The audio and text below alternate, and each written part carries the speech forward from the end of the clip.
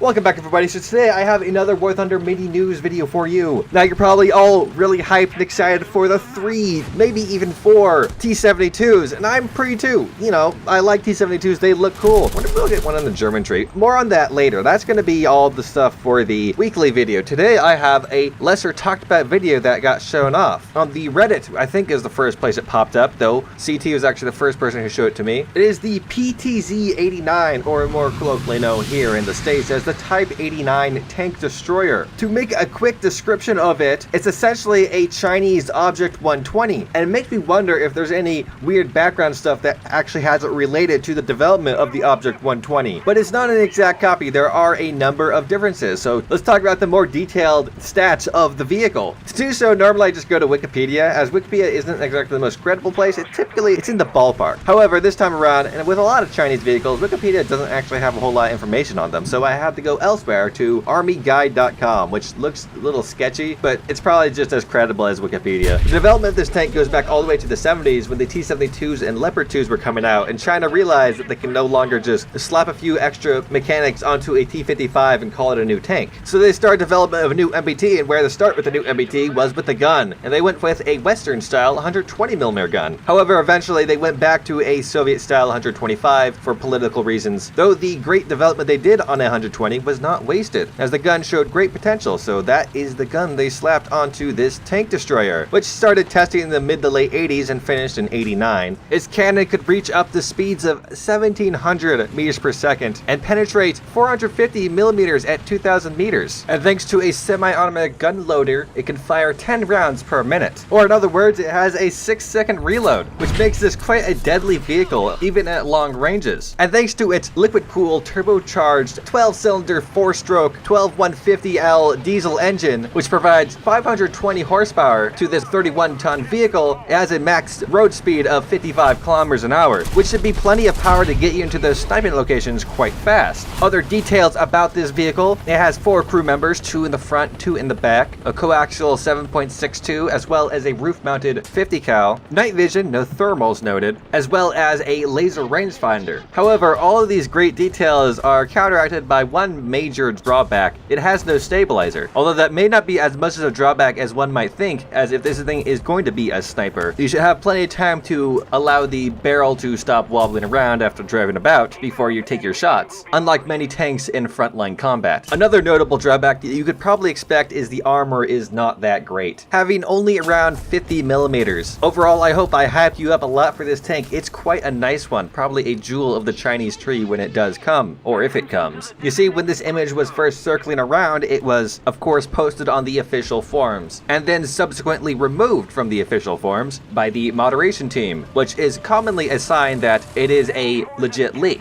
However, Sim10AP came in to state, not really, sometimes a moderator may remove something whilst they wait for clarification from a CM, which I'm assuming is community manager. And then he continues on to say, this is something from the Chinese client. As far as I'm aware, it's not coming this update. If this rings true, this is a huge disappointment to me and probably many others, as this is one of the very vehicles that I was looking very much forward to when the Chinese tree was announced. It is a nice tank, especially with the current state the Chinese tree is in, filled with copy and paste. However, saying that it's only for the Chinese client sounds suspicious, like he is denying it even though we know it's true. Maybe it is not coming this patch, though if it does come, if we look upon the Chinese tree when it was first announced, you'll note that this was one of the planned vehicles that came right after one labeled soon, the CM25 TOW. So if this vehicle is to come eventually, I guess we could assume that that one as well will come. The CM25 TOW is not nearly as exciting as the PTZ-89, but the more the merrier. Anyways, I hope you very much enjoyed this quick video. If I've gotten any information on the PTZ-89 wrong, or if you have further information about many possible variants, I did read a bit about a prototype version. I'm not sure if that one's different than the production version. I would love to hear about it either in the comments or on my Discord. Before I end this video, I want to thank my patrons and YouTube members who are the greatest people on the planet. If you've liked this video, be sure to hit the like button. If you didn't like the video, don't hit the like button. If you want to see more, hit the subscribe button. I make War Thunder weekly news videos well, now I'm trying to shoot for Friday, so be sure to tune in then. Be sure to hit the bell icon to be notified when that does pop up, as well as when I stream on Saturdays and any other videos I want to make throughout the week. Thank you very much for stopping by, watching this video. I hope you have a fantastic day. In the terms of bonus news, it does indeed seem we are getting a German IL-28.